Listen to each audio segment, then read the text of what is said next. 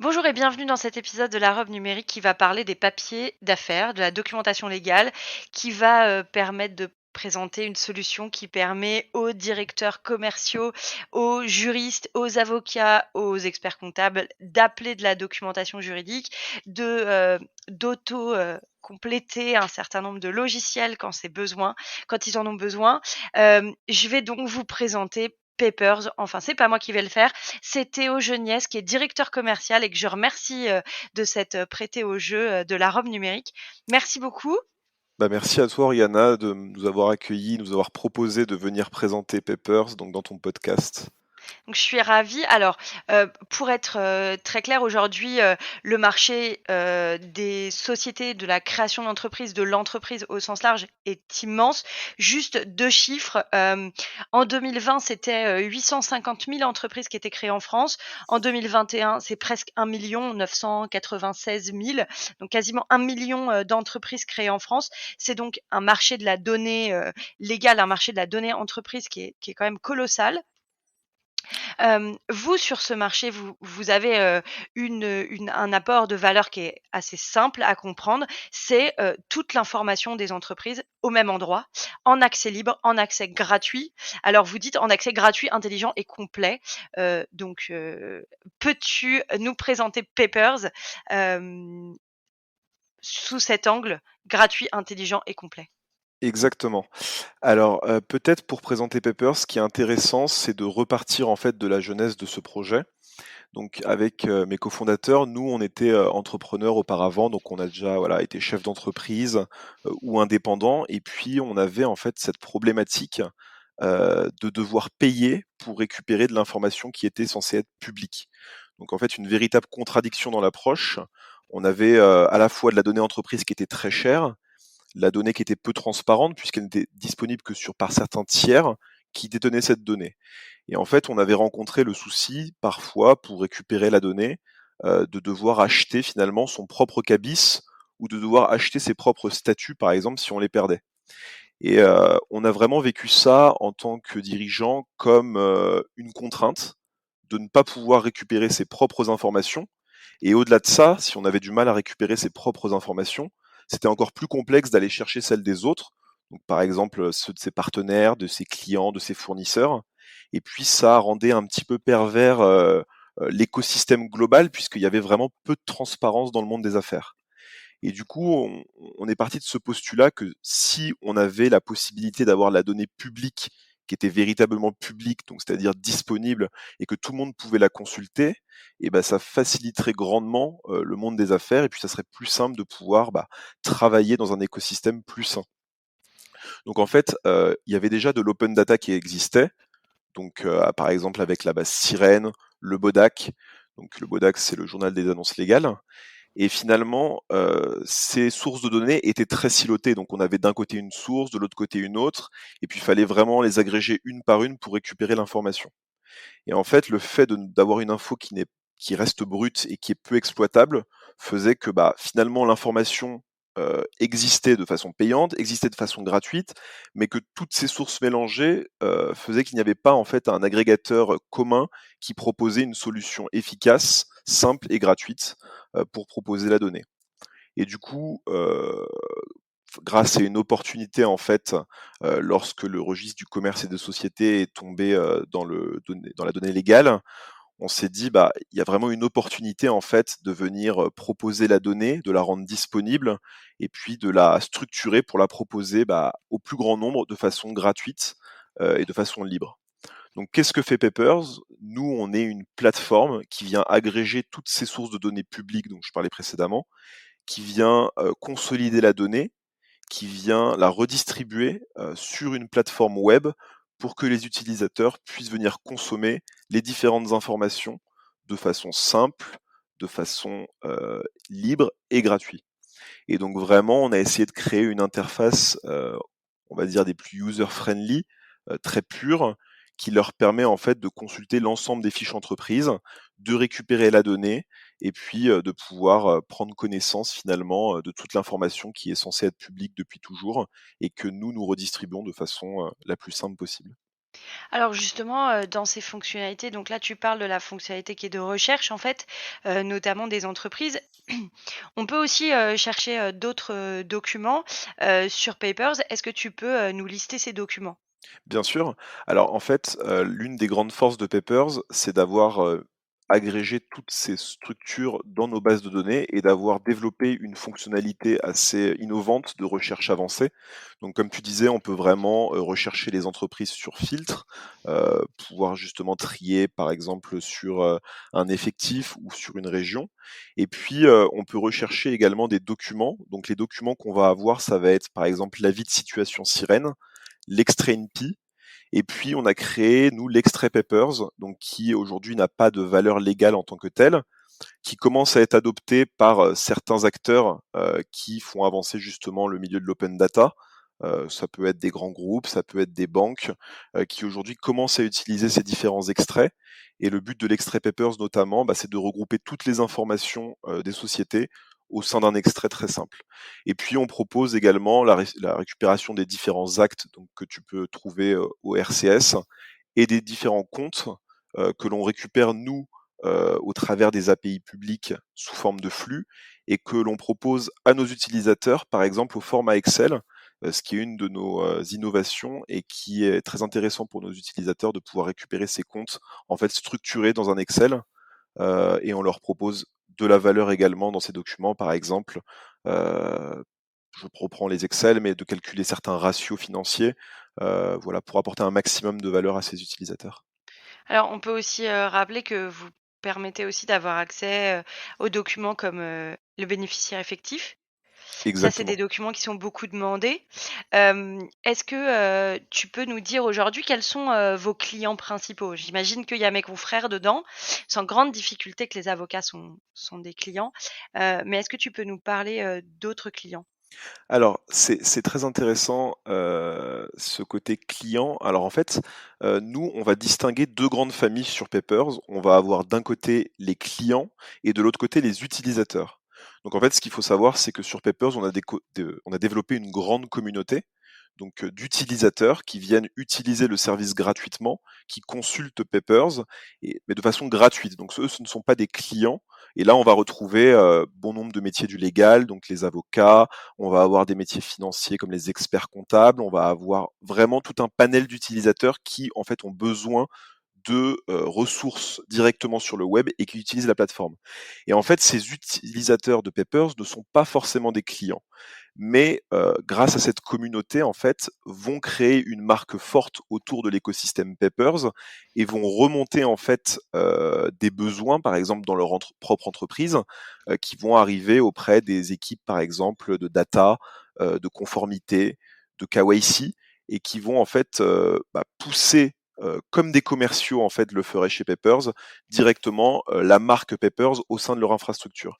Et du coup, là, on va arriver aux clients, donc qui sont vraiment aussi variés que nos utilisateurs. Et là, on va avoir des grands groupes, on va avoir des grandes scale-up, des startups, on va avoir des sociétés du droit, on va avoir des banques, on va avoir des fonds d'investissement, on va avoir des sociétés de domiciliation. On a vraiment un panel immense d'utilisateurs et de clients.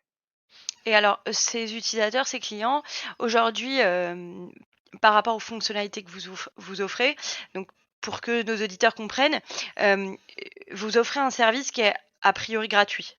Exactement. Donc on peut se connecter, on peut faire notre recherche, on peut télécharger la doc, on la récupère, gratuitement sans rentrer son nom, son prénom, sans avoir besoin, de créer un compte. Enfin voilà, c'est assez simple. Hem Vous avez aussi une offre payante. Est-ce que tu peux nous en parler? Est-ce que tu peux nous expliquer quelles sont les fonctionnalités que vous offrez, qui sont des fonctionnalités en plus, sur l'offre payante? D'accord. Alors, en fait, Papers, le site, est finalement une vitrine de ce qu'on est capable de faire, nous, derrière, en API. Donc l'API, pour rappeler peut-être aux auditeurs, est une interface qui permet de se connecter à notre infrastructure et en fait, les grands groupes peuvent requêter, donc faire des recherches dans nos bases de données directement via notre API et récupérer des informations, mais cette fois-ci en quantité. Donc en fait, quand vous êtes un utilisateur standard, ou entre guillemets un utilisateur qui utilise la ressource Papers, vous consultez une entreprise, vous téléchargez des documents à la main. Mais si vous êtes un grand groupe et que vous avez des besoins beaucoup plus conséquents, par exemple de requêter sur 10 000 de vos clients, de vos fournisseurs, de vos partenaires, vous allez automatiser ces recherches grâce à un script informatique en appelant justement notre base de données directement par notre API. Et donc du coup, ce que l'on propose, nous, au format payant chez Papers, ça va vraiment être l'accès à cette base de données par notre API, et on propose en fait différents formats de requêtes. Donc par exemple des packs de jetons qui permettent de requêter plus ou moins l'API à des tarifs avantageux et dégressifs lorsque vous avez des besoins plus conséquents. Alors, vous avez des abonnements qui se f enfin, en tout cas, l'achat de jetons qui peuvent se dérouler, sur différentes périodes, notamment avec, la possibilité de le faire sur 1 an. Est-ce que p tu peux nous expliquer, ces différentes périodicités? Oui, bien sûr. Alors, on propose en fait, on a proposé deux gros types de packs de jetons. Donc, pour rappel, les jetons, c'est vraiment pour requêter, faire des requêtes sur l'API, faire des recherches. Et ces deux grands types de jetons sont les suivants. On va avoir les abonnements, donc qui permettent en fait d'optimiser vos coûts. Les abonnements sont moins chers. Par contre, les jetons sont remis à zéro à chaque fin de mois. Donc, à chaque fin de mois, vous repartez à zéro sur vos jetons. Donc, vous pouvez prendre par exemple un pack de 500 jetons. À la fin du mois, si vous n'avez pas entièrement consommé vos jetons, il vous en reste 10, ils seront remis à zéro et vous aurez re 500 jetons le mois suivant. Donc là, ça fonctionne sous forme d'abonnement, très simple, vous optimisez vos coûts. Vous avez l'abonnement annuel, donc là, vous vous engagez sur 1 an et vous gagnez 20% supplémentaires. Et puis, on a des entreprises qui ont des besoins un petit peu plus ponctuels, par exemple, qui ont besoin de faire un export à un instant T, qui ont besoin, par exemple, de finir un développement ou qui ont une difficulté à avoir de la visibilité sur leur consommation future. Et ben, on propose des jetons qu'on appelle Pay as you go, donc qui n'ont pas de date de péremption, donc que vous pouvez garder indéfiniment dans le temps, donc qui sont un petit peu plus chers parce que c'est des jetons entre guillemets premium, mais qui permettent de répondre à d'autres cas d'usage chez Vapers. D'accord, et alors aujourd'hui, en termes de volume, vos clients, traitent à peu près, combien de données? Est-ce que tu sais, nous dire en volume à peu près? On va avoir une majorité de comptes qui vont être entre les packs de 2 000 jetons et 35 000 jetons par mois. Donc, ce qui représente généralement, pour faire un raccourci assez simple, l'équivalent en nombre de requêtes, on va dire 2 000 à 35 000 entreprises, on va dire en base. Et puis on a des super clients entre guillemets qui eux requêtent sur des quantités assez conséquentes et bien au-delà de ces tailles. Et puis on va avoir des besoins beaucoup plus petits d'entreprises qui utilisent des fonctionnalités un petit peu tierces. Par exemple, on pourra en reparler par la suite, mais pour faciliter l'onboarding de leurs clients, qui récupèrent les informations, par exemple pour remplir un formulaire et qui du coup ont des besoins beaucoup plus petits et qui en fait se contentent de la formule à 100 jetons gratuits que nous proposons pour nos différents clients. D'accord, et alors dans votre site, on trouve, du coup, cette API là, donc que tu évoquais tout à l'heure. Est-ce que tu peux nous expliquer un peu, comment on se connecte? Est-ce que c'est compliqué? Est-ce que c'est facile? Voilà, comment ça se passe en fait, d'un point de vue extrêmement pragmatique pour les directeurs commerciaux, enfin pour les directeurs, commerciaux qui nous écoutent, pour les dirigeants, tout simplement qui nous écoutent? Comment on intègre Papers? Est-ce que tu peux nous expliquer? Oui, alors c'est relativement simple de se créer un compte. Pour se créer un compte, vous allez sur Papers, se créer un compte, vous rentrez un nom, un prénom, une adresse email et le nom de votre entreprise et vous confirmez votre email et vous récupérez en fait ce qu'on appelle un token API. Un token API, ça va être un identifiant unique qui va vous permettre lorsque vous faites vos requêtes, d'appeler l'API et de savoir que c'est bien vous. Et en fait, c'est à partir de ce token API que nous, on va décompter les jetons. Donc, de façon, pour un onboarding, c'est relativement facile. Ensuite, vous allez avoir besoin de certaines connaissances techniques, puisque l'API, du coup, est un service technique. Donc, Pour les sociétés qui ont recours à des équipes data ou qui ont un CTO qui se connaît, on est sur des technologies relativement simples, une API qu'on appelle REST, donc c'est vraiment, la technologie standard d'API avec une documentation qui est en ligne, qui est détaillée. Donc on va dire que pour des personnes qui ont, les ressources techniques en interne, c'est vraiment très facile de déployer et de requêter l'API, on peut le faire en 5 minutes. Pour les personnes qui souhaiteraient néanmoins utiliser les services de l'API Papers parce qu'ils auraient des besoins, spécifiques et qu'ils pensent que ça peut, simplifier leur vie ou, accélérer leur business, on est également capable en interne d'accompagner, nous avec des consultants qu'on a directement en interne chez nous, de nos équipes techniques, de les aider à, par exemple, développer, l'API dans leur CRM ou directement dans leurs outils, par exemple. OK, donc ça permet un peu customiser l'API en cas de nécessité. Voilà, exactement. Nous, on est capable d'accompagner, voilà, les clients sur différentes problématiques, s'ils ne sont pas capables eux-mêmes d'agréger justement ces différents besoins. Alors, juste pour qu'on comprenne bien, l'intégration de l'API, elle permet vraiment une connexion automatique, un appel, de vos bases de données directement, enfin de la base, Papers directement, au travers notamment, ça peut être n'importe quelle interface. On peut avoir un site web, un CRM, Exactement. OK.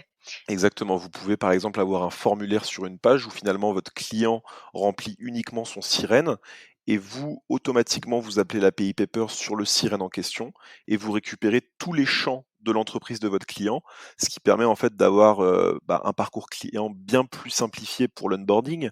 Au lieu de faire rentrer une vingtaine de champs à vos clients, il remplit uniquement son sirène par exemple et en une seconde, vous avez récupéré toutes les informations dont vous avez besoin pour onboarder votre client. Très bien, donc on voit, ça permet quand même de perdre moins de temps et surtout de faire moins d'erreurs puisque ce sont des informations qui sont auto-complétées. Exactement. Le sirène, c'est vraiment l'identifiant unique d'une société et donc on ne peut pas faire d'erreur, on n'a pas d'homonyme comme on pourrait avoir, on n'a pas de faute de frappe. Voilà, on récupère vraiment de l'information structurée, fiabilisée, que vous pouvez directement exploiter. Alors, dans le cadre des clients que vous avez et notamment, dans le cadre de ces contrats, je dirais, bon, des contrats payants, comment se passe le support? J'imagine, j'y arrive pas, quelque chose ne fonctionne pas. Est-ce que vous avez un système de support en interne? Oui, bien sûr. Alors nous, on a mis beaucoup de valeur sur notre équipe technique et sur notre produit. Donc, voilà, on accompagne nos clients. On a, une petite structure qui se veut particulièrement réactive. Donc en fait, notre équipe commerciale est le point d'entrée, pour accompagner finalement le client, sur son offre commerciale, mais aussi sur ses problématiques, on va dire plus générales sur Papers ou sur des problématiques techniques. Nos commerciaux sont capables de monter en escalade sur pas mal de problèmes assez génériques que l'on rencontre. Et puis si jamais finalement c'est un problème beaucoup plus technique où on a besoin de faire monter en escalade notre équipe technique, ouais, on a des consultants techniques en interne qui sont capables de prendre en charge les problèmes et qui les résolvent généralement très rapidement. D'accord. Donc au final, ce que tu nous dis, c'est qu'il y a pas de il y a pas de il y a pas de difficulté à appeler un support, ça sera pas on va pas être envoyé un bot, qui va nous faire tourner pendant des heures sur les mêmes questions. Non, pas de bot. Nous, tout est humain chez Papers, donc voilà, tout de suite une relation humaine et puis, mise en relation avec, un de nos employés, un de nos équipes techniques, qui voilà, pourra vous aider sur vos problématiques. OK. Si j'ai déjà une base de données dans mon CRM, et qu'elle est incomplète, comment ça se passe? Est-ce que vous avez une offre aussi qui permet, de la mise à jour? Et ben c'est super intéressant que tu me parles de ça puisque c'est justement une, des fonctionnalités qu'on est en train de mettre plus en valeur sur Papers, qui s'appelle la sirénisation ou la sirétisation. On peut dire dans un jargon un peu plus simple, l'enrichissement de données, qui consiste en fait, pour les sociétés qui, voilà, comme tu le disais, ont des bases parfois incomplètes, parfois qui ne sont plus à jour, parfois on n'a pas toutes les mêmes informations au même endroit et bah, on va vraiment pouvoir enrichir, vos bases, vous les restituer, vous les mettre à jour et vous en fait, bah, voilà, reconstituer un petit peu, votre infrastructure pour vous faciliter la vie et puis pouvoir mettre à jour vos différentes données clients, fournisseurs, partenaires, voilà. Alors ça, c'est extrêmement intéressant, vu de ma propre chapelle parce que dans le cadre de des dossiers de conformité notamment, on est amené à traiter de la donnée, enfin les clients sont amenés à traiter de la donnée, et l'enjeu est de savoir si la donnée qu'on a en base est une donnée à jour et donc est une donnée fiable, et souvent c'est compliqué. Est-ce que, l'adresse de la société a changé? Est-ce que donc à qui je vais envoyer mon recommandé de rupture du contrat? Est-ce que le dirigeant a changé? Donc, typiquement, est-ce que pour mon signataire de contrat de devis, c'est la bonne personne que je suis en train de mettre? Toutes ces informations sont compliquées à garder à jour. Donc c'est vraiment un sujet, l'enrichissement de base qui est pour moi central. Parce que la question n'est pas uniquement de partir quand on n'a rien et qu'on crée son fichier client ou d'améliorer l'expérience utilisateur, même si c'est vraiment très important. Il y a aussi toute la question de la gestion du stock en entreprise et de cette valorisation du stock et de se dire: «J'ai un stock, mais j'ai des équipes qui passent leur temps à aller, vérifier ce contenu, à aller cross-checker. Est-ce que, c'est toujours, la bonne adresse, le bon numéro, et cetera?»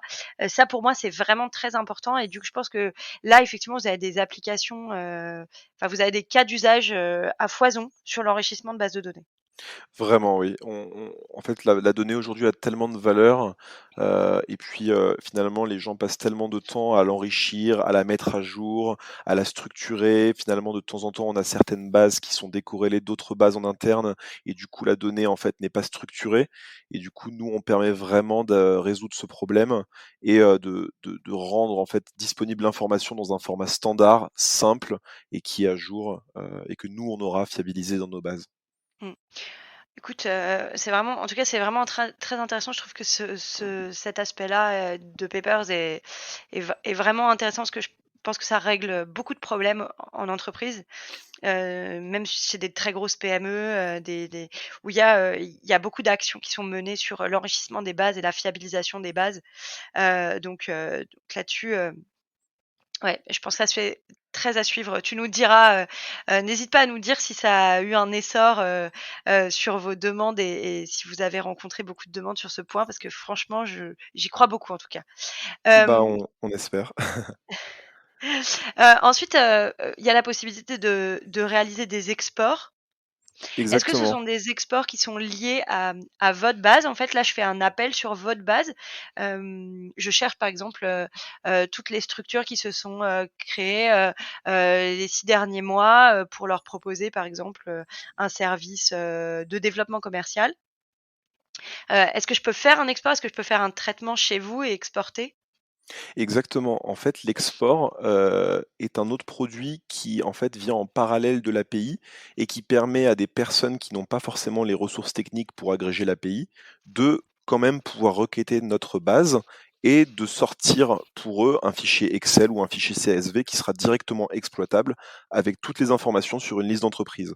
Donc les exports, finalement, ça peut être, par exemple, vous avez une base qui est incomplète, on peut vous compléter votre fichier Excel ou CSV directement chez vous, c'est une prestation de service et on vous rend un fichier qui est parfaitement complet.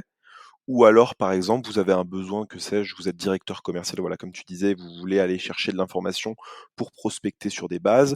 Vous êtes, par exemple, un grand groupe et vous voulez aller avoir un bel Excel de tous vos partenaires. Et ben nous, on peut vous constituer ce fichier, soit à travers les filtres de la recherche avancée Papers, soit directement à partir d'une liste de sociétés que vous nous donnerez préalablement.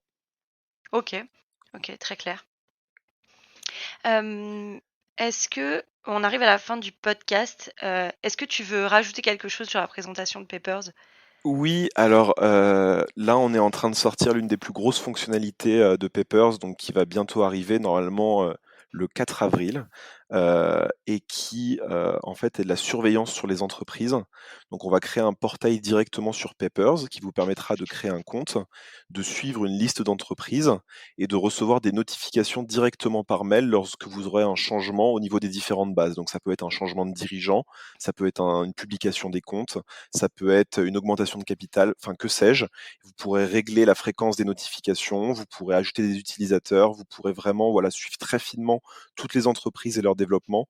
Et ça va vraiment être une des grosses avancées de Papers, Donc voilà, et cette fonctionnalité donc sera disponible, très prochainement, et on permettra bien sûr, comme, le veut l'ADN de Papers, d'avoir une version gratuite qui permettra de tester le service et de pouvoir l'utiliser, et puis on aura dans tous les cas une version bêta qui permettra en fait de tester dans son ensemble la solution, au départ, et comme on a l'habitude de co-construire notre produit avec notre communauté, bah, on attendra voilà vos différents retours. On est toujours, preneur des différents feedbacks, pour pouvoir créer le meilleur produit qui soit. Ah bah, écoute, c'est une très jolie annonce et je te remercie de le faire dans la robe numérique. Donc on va suivre ça, avec attention. Merci beaucoup, Théo. On arrive à la fin du podcast, donc mes 2 dernières questions, classiques. À quoi tu as envie de dire non aujourd'hui? J'ai envie de dire non, bah, du coup, à, l'absence de transparence dans le milieu des affaires, des données, morcelées, incomplètes, obscures. Voilà, moi je suis pour, du coup, si c'est peut-être ta prochaine question, si c'est le oui, du Exactement. coup, bah, proposer de la donnée qui est accessible pour tout le monde, qu'on ait vraiment, voilà, une transparence dans le monde des affaires, et qu'on puisse, bah, travailler, sur sa propre donnée, mais sur aussi la donnée des autres, qu'elle soit publique et qu'elle soit facilement accessible, qu'on n'ait plus voilà cette douleur et cette difficulté d'aller chercher, la donnée à droite à gauche et de devoir payer. Heu, voilà, c'est un gros point sur lesquels on veut avancer, donc nous on est, pour l'open data. OK. Donc heu Donc oui à l'ouverture de la donnée et à l'open data, pour ce qui concerne toutes les entreprises. En tout cas, merci beaucoup, Théo d'être, venu au micro de la robe numérique. On suivra vos aventures, de très près, et si tu veux venir nous reparler dans quelques mois, heu, de ma de savoir si j'avais raison sur le fait que ça il y allait avoir une grosse, demande, sur, sur votre sirétisation et du coup sur la surveillance. On sera ravis d'avoir, ton regard dans quelques mois, pour nous dire si ça a explosé ou pas, ou si je Bah, m'étais trompée. merci à toi en tout cas, Oriana, pour l'invitation, puis, voilà, avec plaisir pour revenir parler de Papers, dans quelques mois. Merci en tout cas et bonne journée Théo. Au revoir.